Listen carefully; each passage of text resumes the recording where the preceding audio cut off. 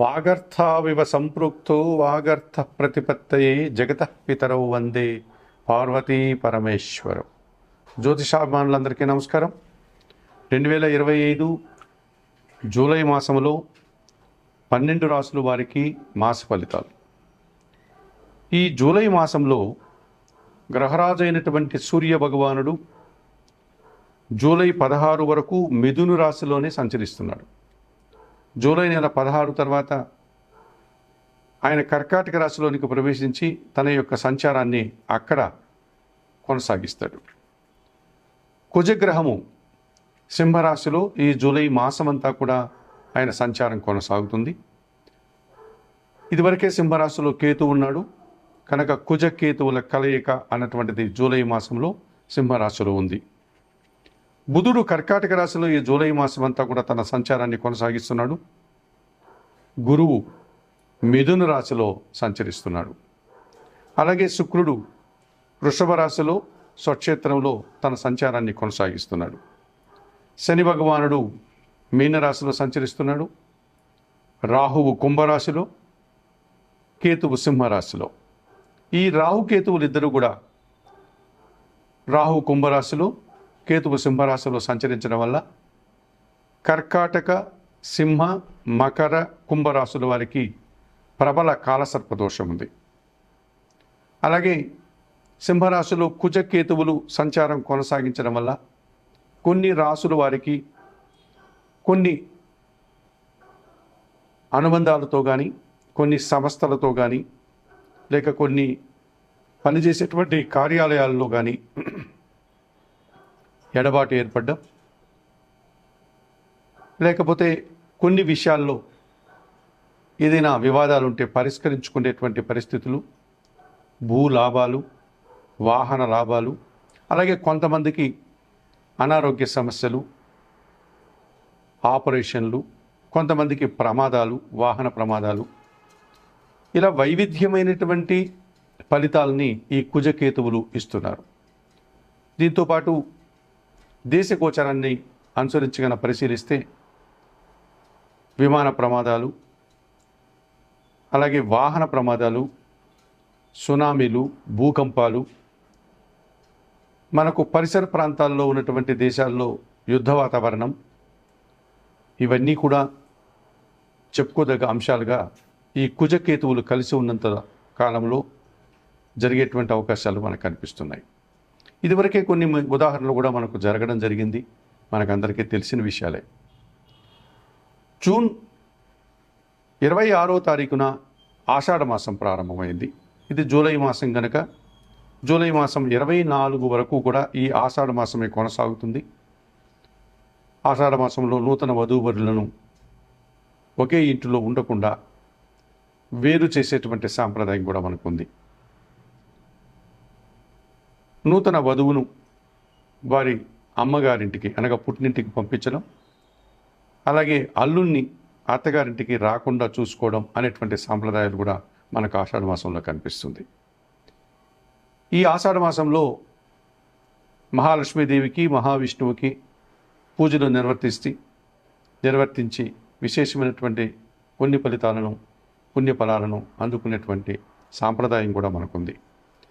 అలాగే ఆషాఢ మాసంలో ఉగ్రదేవతార్చన కార్యక్రమంలో భాగంగా వారాహి నవరాత్రులు ప్రారంభించి ఆ కార్యక్రమాలు కూడా నిర్వహించేటువంటి ఆనవాయితీ ఉంది. ఇక 25వ తారీఖున జూలై నెల 25వ తారీఖున శ్రావణ మాసం ప్రారంభమవుతుంది. ఆధ్యాత్మిక విషయాలకు కానీ, భక్తికి సంబంధించినటువంటి విషయాలలో కానీ చాలా పవిత్రమైన మాసంగా మనము ఈ శ్రావణ మాసాన్ని పరిగణిస్తూ ఉంటాం. శ్రావణ మాసంలో మనకు శివకేశవుల భేదం లేదు కనుక శివపార్వతుల పూజలు, అలాగే మహావిష్ణువు, మహాలక్ష్మీదేవుల పూజలు నిర్వహించేటువంటి సాంప్రదాయం ఉంది. శ్రావణ మాసంలో ప్రతిరోజు కూడా పవిత్రంగా భావించేటువంటి పరిస్థితి మనకు కనిపిస్తుంది. శ్రావణ సోమవారాల్లో, అలాగే శ్రావణ శుక్రవారాలు, పౌర్ణమి రోజు, వరలక్ష్మి మహావ్రతం, ఇలా అనేకమైనటువంటి పర్వదినాలు శ్రావణ మాసంలో మనకు వస్తాయి. అటువంటి పవిత్రమైన శ్రావణ మాసం కూడా మనకు ఈ జూలై మాసంలో ప్రారంభమవుతుంది. ఇన్ని వైవిధ్యమైనటువంటి ప్రత్యేకతలను సంతరించుకున్నటువంటి ఈ జూలై మాసంలో. ఇప్పుడు 12 రాసుల వారి యొక్క మాస ఫలితాలు ఎలా ఉన్నాయో తెలుసుకోపోదాం. 2025 జూలై మాసంలో మిథున రాశి వారి యొక్క మాస ఫలితాలు. ఈ మిథున రాశి వారికి ఈ జూలై మాసంలో 5 గ్రహాలు అనుకూలంగా సంచరిస్తూ ఎక్కువ శుభఫలితాలను అందిస్తున్నాయి. 3 గ్రహాలు మాత్రమే ప్రతికూలంగా సంచరిస్తున్నాయి. ఈ 2025 జూలై మాసంలో ఈ మిథున రాశి వారికి షష్టమ లాభాధిపతినటువంటి కుజుడు ఈ నెలంతా తృతీయ భావంలో సింహరాశిలోనే సంచరించడం వల్ల పోటీ ప్రపంచంలో గట్టి పోటీని ఎదుర్కొని విజయం సాధిస్తారు. భూవాహన లాభాలు కానీ సౌఖ్యాలు కానీ అందుకుంటారు. కొన్ని వివాదాలు, కొన్ని తగాదాలు, కోర్టుకు సంబంధించిన వ్యవహారాలు సైతం మీకు అనుకూలంగా మారుతాయి. రియల్ ఎస్టేట్ రంగంలో పనిచేసే వారికి ఎక్కువ లాభాలు అందుకునేటువంటి పరిస్థితి, భూవాహన లాభాలు కనిపిస్తున్నాయి. జన్మరాశ్యాధిపతి చతుర్థాధిపతి అయినటువంటి బుధుడు ఈ నెలంతా కూడా ద్వితీయ భావంలో కర్కాటక రాశిలో సంచరించడం వల్ల కుటుంబం కోసం నూతన వస్తువులు కొనుగోలు చేస్తారు. మీ వ్యాపారం మరింతగా విస్తరించేటువంటి అవకాశం ఉంది. మీ మాటకు విలువ పెరగడం వల్ల సమాజంలో మంచి గుర్తింపును తెచ్చుకుంటారు. ఆర్థిక అభివృద్ధిని అందుకోగలుగుతారు.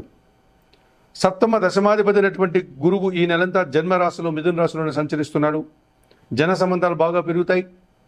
జీవిత భాగస్వామి విషయంలో శుభ పరిణామాలు చోటు చేసుకుంటాయి. వృత్తి ఉద్యోగ వ్యాపారాల్లో మీదైనటువంటి స్థాయిలో అభివృద్ధిని సాధిస్తారు. పరీక్షల్లో మంచి ఫలితాలు అందుకుంటారు. సమాజంలో గుర్తింపును తెచ్చుకోగలుగుతారు. పంచమ వ్యయాధిపతి అయినటువంటి శుక్రుడు ఈ నెలంతా వ్యయంలో వృషభ రాశిలో సంచరించడం వల్ల ఆత్మీయుల కలయిక ఆనందాన్ని కలుగజేస్తుంది. మీ ఆలోచనలు కొన్ని కార్యరూపం దాలుస్తుంది.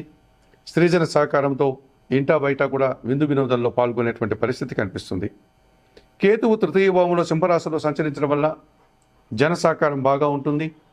నిరాడంబరంగానే చాలా కార్యక్రమాలు సునాయాసంగా పూర్తి చేస్తారు. భగవంతుని ఆశీస్సులు కూడా మీ అభివృద్ధికి తోడ్పడుతుంది. 2025 జూలై మాసంలో ఈ మిథున రాశి వారికి కుజుడు, బుధుడు, గురువు, శుక్రుడు, కేతువు 5 గ్రహాలు అనుకూలంగా సంచరిస్తూ అధికంగా లాభాలను అందిస్తున్నాయి. అలాగే తృతీయాధిపతి అయినటువంటి సూర్య భగవానుడు ఈ నెలంతా జన్మరాశిలో అనగా జూలై 16 వరకు, ఆ తర్వాత కర్కాటక రాశిలో ద్వితీయ భావంలో సంచరించడం వల్ల స్థానచలనాలు కానీ, కష్టంతో కూడినటువంటి ప్రయాణాలు కానీ ఈ జూలై నెల 16 వరకు మీకు వచ్చేటువంటి సందర్భాలు కనిపిస్తుంది. ఆ తర్వాత మీ మాటల వల్ల అధికారులతో అభిప్రాయ భేదాలు కానీ, తండ్రితో మనస్పర్ధలకు కానీ అవకాశం ఉంది. అష్టమ భాగ్యాధిపతి అయినటువంటి శని భగవానుడు ఈ నెలంతా దశమంలో మీనరాశిలో సంచరించడం వల్ల పని తాలూకు శ్రమను, బరువును మీరు అధికంగా చూడాల్సి ఉంటుంది. వృత్తి ఉద్యోగ వ్యాపారాల్లో పని భారం పెరిగిపోతుంది. పని ఒత్తిడి అధికమవుతుంది. పని వారి సహకార లోపం కాస్త ఇబ్బందిగా మారుతుంది. భాగ్యంలో రాహు సంచారం ఉంది. కుంభరాశిలో విదేశీ వ్యవహారాలు ప్రతికూలంగా ఉంటాయి. నూతన వ్యక్తుల పరిచయాల విషయంలో ఆలోచించి మీరు నిర్ణయించుకోవాల్సి ఉంటుంది. ముఖ్యంగా మీరు మోసం పోయేటువంటి సందర్భాలు కానీ, దుబారా ఖర్చులు కానీ ఈ భాగ్య రాహు వల్ల ఏర్పడేటువంటి పరిస్థితి మీకు కనిపిస్తుంది. మరి 2025 జూలై మాసానికి గాను ఈ మిథున రాశి వారు భాగ్యరాహు దోషం నుంచి బయటపడడానికి కనకదుర్గాదేవిని దర్శించి దుర్గాదేవికి నిత్యము కుంకుమ పూజాది కార్యక్రమాలు నిర్వర్తించండి. దశమ శని దోషం నుంచి బయటపడడానికి శనివారం రోజు ఈశ్వరునికి అభిషేకం చేయండి. బిల్వాష్టకం చదువుకోండి. జన్మరాశిలో ఉండే రవి దోషం నుంచి బయటపడడానికి ప్రతినిత్యం ఉదయాన్నే నిద్రలేసి సూర్య భగవాన్ని దర్శించండి. సూర్య నమస్కార ఆసనాలు వేయండి. కొన్ని గోధుమలు కానీ, గోధుమ పిండి కానీ పేదవారికి దానం చేయడం వల్ల మరింతగా మంచి ఫలితాలను అందుకోగలుగుతారు.